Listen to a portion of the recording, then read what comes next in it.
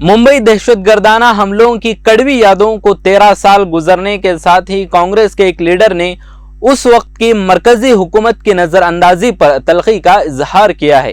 Congress leader Manish Tiwari ने UPA हुकूमत की कुंद ज़हनी पर खुलकर कहा है। इस मौजू पर उनकी नई किताब जो अभी रिलीज नहीं हुई है, कहा गया है कि उसने कांग्रेस को शर्मिंदगी में मुब्तला कर दिया है। इसके अलावा ये मामला मुख्तलिफ रियासतों में असेंबली इंतखाबात के दौरान सामने आया है और बीजेपी इससे फायदा उठाने की उम्मीद में है।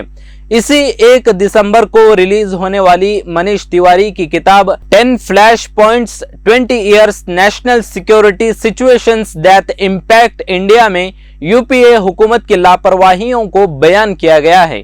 अपनी नई किताब में तिवारी का यह कहना कि 2008 में मुंबई पर दहशतगर्दाना हमलों के बाद हिंदुस्तान को पाकिस्तान पर हमला करना था, लेकिन मनमोहन सिंह की क़यादत वाली हुकूमत ने ऐसा नहीं किया। कांग्रेस पार्टी को बड़ी शर्मिंदगी में मुब्तला कर दिया है। बीजेपी लीडरान इस बात को ही लेकर कांग्रेस पर हमला कर रहे हैं कि यूपीए हुकूमत को मुल्क की सलामती की कोई फिक्र नहीं थी। लेकिन इस सब का जवाब देने वाले तिवारी ने तंजिया ट्वीट करते हुए कहा कि अब तक रिलीज ना हुई 304 सफ़हात की किताब के कुछ हिस्से को मुंतखब करके बीजेपी का रद्द-ए-अमल मुझे हंसी ला रहा है। इसके अलावा मेरी तशहीर खुद बीजेपी करने पर मैं इसका शुक्रिया अदा करता हूं। लेकिन मनीष तिवारी की नई किताब ने मुल्क में खलबली मचा दी है।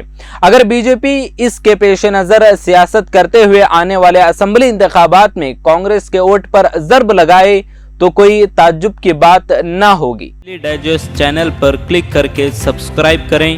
हमारी हर वीडियो आप तक पहुंचने के लिए बगल के बेल आइकन को ज़रूर दबाएं और दूसरों को शेयर करना ना भूलें।